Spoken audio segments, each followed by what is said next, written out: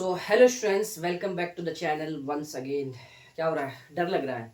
लगना भी चाहिए, ठीक है। वो कहते हैं ना कि जब आईना ज़्यादा नज़दीक आ जाता है ना तो आंखों के सामने धुंधला आ जाता है। वही हाल आप लोगों के साथ है, ठीक है।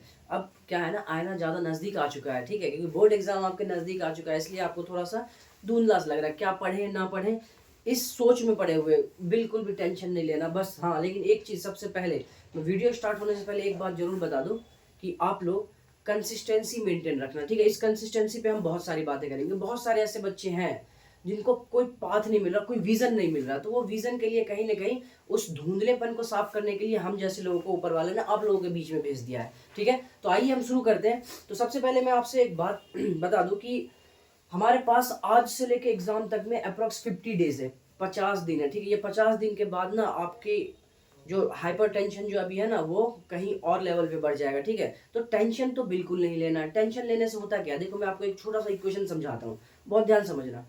कि एक वर्ड, दो वर्ड है हमारे पास, एक है चिंता और एक है चिता। देखो मैं आपको लिख के दिखाता हूँ, मुझे लगता है आप और अच्छे से समझ पाओगे। देखना जरा यहाँ पे, मैं आपको लिख के दिखाता हूँ। देखो यहाँ पे लिखा हुआ है आपके पास चिंता। अच्छा, ये क्या लिखा है? चिंता। ध्यान से देखना इस वर्ड को। आप चिंतित हो, आप चिंता कर रहे हो अपने बोर्ड की। क्या होगा उससे? कुछ नहीं होगा, ठीक है। अच्छा, इस चिंता वर्ड को देखो, थोड़ा सा इस चिंता में एक बिंदु हट गया ना तो आपकी चिंता पता है कहाँ ले जाएगी आपको? सीधा चिता में ले जाएगी। तो इसलिए डोंट पैनिक, बिल्कुल भी एकदम स्ट्रेस नहीं लेना है ज़्यादा, रिलैक्स। जो आपके हाथ में है बस वो करो। नेचर यही कहता है कि आपके जो हाथ में वो करो ना, आप वो क्यों सोच रहे हो जो नहीं है। कहते हैं ना कि बहुत अच्छा एक इक्वेशन और है, मैं आपको बताता हूँ, ठीक है। वो इक्वेशन क्या है ना कि कहता है कि आपके पास कोई प्रॉब्लम है क्या, तो आपके पास दो ही सवाल जवाब होंगे, या तो बोलोगे हाँ या तो बोलोगे ना। अगर कहता है कि हाँ मेरे पास प्रॉब्लम है, तो अगला सवाल सिर्फ यही पूछेंगे हम आपसे, क्या आप उसके लिए कुछ कर सकते हो? आप बोलोगे हाँ या ना। अगर आप हाँ बोलते हो तो फिर किस बात की टेंशन है? तो करो ना। जब आप कुछ कर सकते हो तो करो। अगर आपका जवाब होता है ना, तो फिर किस बात की टेंशन है? क्योंकि आप तो कुछ कर ही नहीं सकते, ये आपके हाथ में नहीं होता। जो आपके हाथ में नहीं है वो, हाँ। तो इसलिए बहुत ध्यान से चीजों को एकदम पहले समझो, अंडरस्टैंडिंग बनाओ। माइंडसेट बहुत जरूरी है। देखो माइंडसेट मैंने लिखा है, माइंडसेट के लिए भी बारे में भी अभी वीडियो के अंत तक आपको एक माइंडसेट में जरूर दूंगा, जो आपके आपके तैयारी में बहुत हेल्प करने वाली है, ठीक है। तो माइंडसेट बहुत जरूरी है, ठीक है। मैं आपको बहुत सारी बातें समझाने वाला हूँ, ठीक है। और हमारे प्रिपरेशन की भी एक लंबी लिस्ट तैयार है। हम बहुत सारे बोर्ड के क्वेश्चंस, जो प्रीवियस ईयर सैम्पल पेपर के बहुत सारे क्वेश्चन जो सीधा आपको पेपर में दिखाई देंगे, सीधा आपके पेपर में। जब आप बैठो एग्जाम हॉल में तो आप मुझे ही याद करोगे कि हाँ ये क्वेश्चन मैंने देखा है, सर ने करवाया, तो वो क्वेश्चन आप करके आओगे, ठीक है। तो आइए पहले मैं इस पे बात कर लेता हूँ। अच्छा, ये मेरा लिखने का रीजन क्या है, पहले मैं आपको वो समझा देता हूँ। करना बहुत सारी चीजें हैं, बहुत सारी चीजें करना है ना। हर जगह आपको एक बात सुनने को अभी मिल रहा होगा।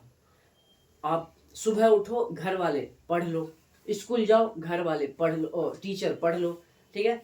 स्कूल टीचर, स्कूल वाले मिले, रिसेप्शन जहाँ पे भी आपको मिले कोई आपसे बड़े, वो भी बोर्ड का एग्जाम है, अच्छा पढ़ लो, ठीक है। आपके दोस्त पढ़ लो, आपके पड़ोसी पढ़ लो, ठीक है। सब जगह यही है। सब ये कहते हैं कि क्या करना है क्या नहीं करना है, इस बात को भी अवेयरनेस बच्चों तक पहुंचाना बहुत ज़रूरी है, ठीक है। क्योंकि मैं इस बात को इसलिए थोड़ा सा मानने की कोशिश में लगा हुआ हूँ, क्योंकि कहा जाता है कि पॉजिटिव पॉजिटिव सेंस जो है वो नेगेटिव सेंस से जल्दी एक्सेप्ट कर लेता है बच्चा, ठीक है। अगर आपको अभी कोई बोला जाए कि चलो पढ़ लो, चलो पढ़ो, तो आपको थोड़ा सा लगता है अरे थोड़ी देर में पढ़ लेंगे, ऐसा आप करते हो। लेकिन आपको यही बोलो चलो पढ़ाई छोड़ दो, चलो खेलने चलते हैं, तो आप तुरंत भग जाते हो।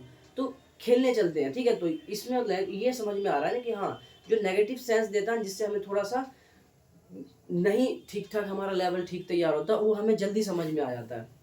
तो इसलिए वैसे तो बहुत सारी चीज़ें करने के लिए, बहुत सारी चीज़ें ना करने के लिए है। तो क्या ना करने के लिए, उसमें मैं कुछ छोटी सी बातें आपको बता रहा हूँ, छोटे से पॉइंट्स बता रहा हूँ, उसको आप ध्यान रखिएगा और वो आपके ध्यान में रहेगा। मैं इस तरीके से भी आपको समझा दूंगा, वो आपके ध्यान में जरूर रहेगा। तो आइए देखते हैं, तो कौन से पॉइंट्स मैं बता रहा हूँ जो ध्यान में। तो आपको जो करना वो तो आप करो ही करो, क्या करना वो हम बताएंगे भी, यहाँ से करवाएंगे भी, उसकी टेंशन आपको बिल्कुल नहीं लेनी। देखो क्या नहीं करना, उसके कुछ पॉइंट्स मेरे पास यहाँ जो मैं आपसे डिस्कस करना चाहता हूँ, आप ध्यान रखना अपने डेली रूटीन में, इसको ध्यान रखना कि ये बातें हमें नहीं करनी। देखो सबसे पहला पॉइंट क्या है? अच्छा, ये मैंने क्या लिखा, कॉमन मिस्टेक्स टू अवॉइड। आपको अवॉइड करना है कॉमन मिस्टेक। वो कॉमन मिस्टेक क्या है, ये जो मैंने अभी 4 पॉइंट, अभी मैं आपको इसको समझाता हूँ अपने तरीके से, तब आपका एक माइंडसेट तैयार होने वाला है, ठीक है। देखो यहाँ पे क्या लिखा हुआ है, स्टडिंग न्यू बुक्स, बिल्कुल नहीं करना, नए बुक बिल्कुल नहीं करना। स्कूल गए, दूसरे बच्चे को देख रहा हूँ कि वो किसी दूसरे राइटर की सैंपल पेपर कर रहा है, वो तीसरे बच्चे को देखा वो दूसरे राइटर की सैंपल पेपर कर रहा है, ठीक है, तो आप बेहतर जानते हो। तो आपको वो चीज़ नहीं देखना है कि दूसरा और तुरंत अपने आप को चेंज करना, नहीं मैं भी वही करूंगा, मैं भी वही करूंगा, बिल्कुल नहीं।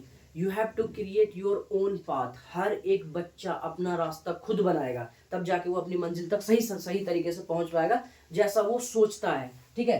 तो आप देखिए यहाँ पे स्किपिंग स्टडिंग न्यू बुक्स बिल्कुल अवॉइड कीजिए, नया बुक नहीं पढ़ना है हमें। हमें सिर्फ एक कहते हैं नहीं कि वो ग्रंथ माना गया है, किसको, एनसीईआरटी को ग्रंथ माना गया है, एनसीईआरटी एकेडमिक एग्जाम के लिए आप एग्जामिनेशन दे रहे हो ना, उसको ग्रंथ माना गया। आप 10th के एनसीईआरटी बुक को बहुत अच्छा, अब तो सिलेबस भी इतू सा रह गया है, सिलेबस अब इतू सा रह गया। पहले तो बड़ी बड़ी चीजें, पहले के सिलेबस से मैं एक बात कहता था हमेशा अपनी वीडियो में कि एनसीईआरटी प्लस एनसीईआरटी एग्जाम्पलर कर लो तो आपका सिलेबस बहुत अच्छे तरीके से तैयार हो जाएगा बोर्ड के लिए। बट अब तो सिलेबस इतना छोटा कर दिया तो एनसीईआरटी एग्जाम्पलर की जरूरत भी नहीं पड़ेगी। अगर आप थोड़ा सा एनसीईआरटी कर लेते हो तो आराम से आप 90+ तक पहुंच जाओगे, कोई प्रॉब्लम इसमें नहीं आने वाली है, ठीक है। तो क्योंकि कॉन्सेप्चुअल एनसीईआरटी में क्या है, कॉन्सेप्ट है, प्रैक्टिस के लिए तुम्हारे पास sample paper, previous year paper मिल जाते हैं, आराम से उसे कर लो। अगर उसे कर पा रहे हो तो कोई प्रॉब्लम ही नहीं है, ठीक है। तो ये चीज आपको ध्यान रखना है, स्टडिंग न्यू बुक्स बिल्कुल अवॉइड करना है, नया बुक की तरफ अब देखना भी नहीं है, क्या कहते हो, ठीक है। अच्छा, थोड़ा स्पीड ज्यादा हो गया क्या, अगर आपको स्पीड ज़्यादा लगे ना तो आप ये कराओ, क्या ना मैं जोश में आ जाता हूँ, जोश मतलब कि मुझे बच्चों की परेशानी दिखने लगती है, तो इसलिए मैं थोड़ा सा उसे समझाने की पूरी कोशिश करता हूँ। तो कहने का मतलब ये है कि अगर आपको स्पीड ज़्यादा लगे तो आप मोबाइल यूट्यूब में एक फंक्शन भी होता है सेटिंग का, स्पीड कम करने का, ज़्यादा करने का, तो आप वहाँ से भी उसे यूज़ कर सकते हो, ठीक है, और आराम से सुन सकते हो सारी बातें। देखो ये क्या है, स्किपिंग रिविजन। हाँ, नए चीजों को पढ़ने के चक्कर में रिवीजन को स्किप कर देना ये बिल्कुल भी एक्सेप्टेबल नहीं होगा, ये ध्यान रखिएगा।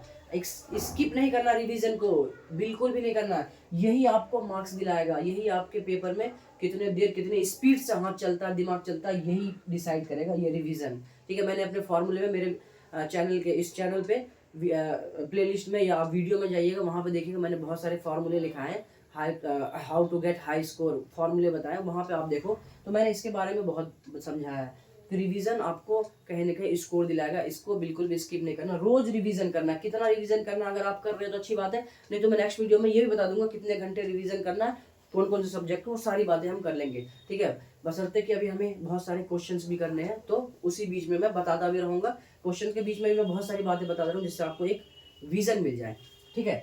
आइए स्किपिंग क्या है ना, स्किपिंग रिवीजन, रिवीजन को बिल्कुल स्किप नहीं करना, रोज डेली रूटीन में रिवीजन को रखो, ठीक है। नेक्स्ट पॉइंट करें, नो राइटिंग प्रैक्टिस।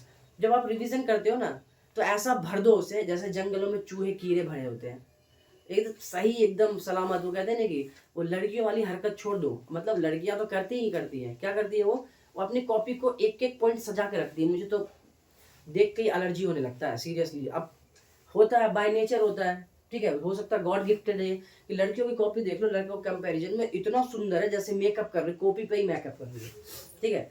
तो वैसा नहीं रखना है, दोनों के लिए, ये गर्ल्स और बॉयज दोनों के लिए अपनी कॉपी के रिवीजन को इस तरीके से इस्तेमाल करो कि एकदम प्रैक्टिस। राइटिंग का तो कोई मतलब ही नहीं है क्योंकि पेपर में हमें आंसर्स चाहिए, सटीक आंसर्स चाहिए, ठीक है।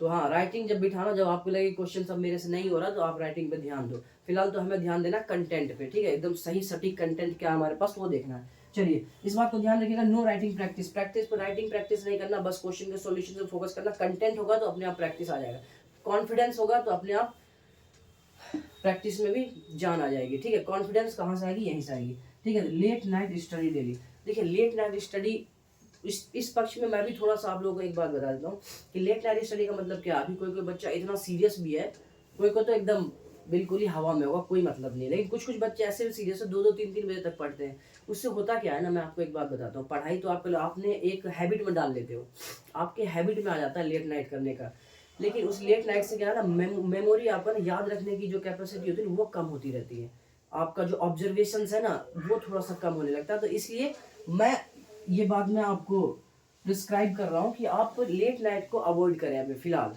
ठीक है। पढ़िए 11-12 बजे तक, ठीक है, इट्स ओके, 11 बजे तक ले लो, आप 11 बजे तक क्लास लो, उसके बाद अर्ली मॉर्निंग उठ जाओ। अर्ली मॉर्निंग उठने के बाद आराम से आप अपने पढ़ाई को कंटिन्यू रखो, कोई दिक्कत नहीं है, क्योंकि इन्वायरमेंट डज इफेक्ट, ठीक है, इन्वायरमेंट का बहुत बड़ा इफेक्ट पड़ता है, तो इसलिए आप इस बात को ध्यान रखना, ठीक है। लेट नाइट, तो ये चारों पॉइंट आपको नहीं करने हैं, ठीक है। ये 4 पॉइंट, अब ये 4 पॉइंट आप अपने डेली रूटीन में रखो, आप इसको याद भी रख सकते हो, और ये 4 पॉइंट याद रहेंगे आपको, ठीक है।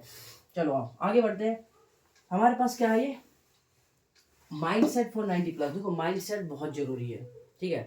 मैंने कहा नहीं कि अगर वो कहते नहीं कि लगाओ निशाना चांद पे, लगा तो ठीक वरना तारों तक तो जाएगा ही जाएगा, वही हाल सेम है, ठीक है। इंसान के इल्यूजन्स भी उससे रियलिटी में बहुत बड़ा काम करवा लेता है। इंसान का इल्यूजन्स, सपना जो है, रियलिटी में उसे बहुत बड़ा काम करवा लेता है, तो इसलिए वो सारी बातें बहुत ज़रूरी है, ठीक है। माइंडसेट बहुत ज़रूरी है। आप, मैं आपको बताता हूँ कि हमें माइंडसेट रखना। फिलहाल तो मेरे तरफ से ये स्टेटमेंट आप अपने पास रखो। क्या है ये आपको आपके प्रिपरेशन में हेल्प करेगा, आपको मोटिवेशन में हेल्प करेगा। अगर जहाँ भी आपको डिमोटिवेशन फील हो, आप जरूर इस लाइन को याद कीजिएगा, आपको मोटिवेशन मिल जाएगा, ठीक है। पढ़ने के लिए बहुत ज़रूरी है। कहते हैं motivation is like a highway, एक हाईवे की तरह, जितना हाईवे बढ़िया होगा ना, उतना स्मूथनेस के साथ आपकी जर्नी होगी, ठीक है। कहते हैं I don't need to be perfect. Perfect बनाने की ज़रूरत नहीं है हम लोगों को, अपने आप को नहीं बनाना, परफेक्ट नहीं बनाना है। परफेक्ट किसी के हाथ में कहाँ है।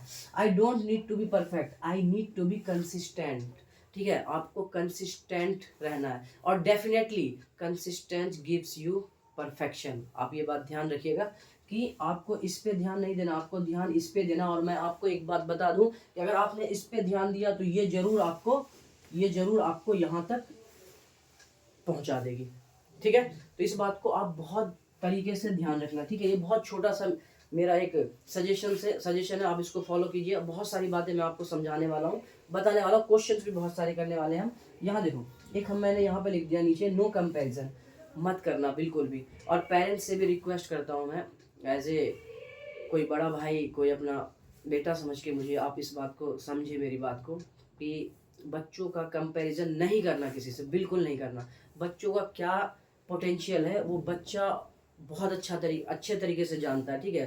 कहते हैं कि बहुत सिंपल सी बात है, मैं क्यों नहीं कह रहा हूँ कंपैरिजन के लिए, मेरे बोलने के पीछे का लॉजिक समझिए। अगर आप मछली को कहिएगा पेड़ पे चढ़, तो चढ़ पाएगी कभी? मछली की स्ट्रेंथ है पानी, वो पानी में अपना बेस्ट दे सकता है, तो ठीक है। तो कंपैरिजन नहीं कहेंगे बंदर इतनी तेजी से चढ़ जाता है, मछली क्यों नहीं चढ़ रही? तो सबका अपना अपना स्ट्रेंथ है। अगर बंदर को आप कहिए कि पानी में जा, जितने स्पीड से वो तैर के दिखा, तो वो भी पॉसिबल नहीं है, ठीक है।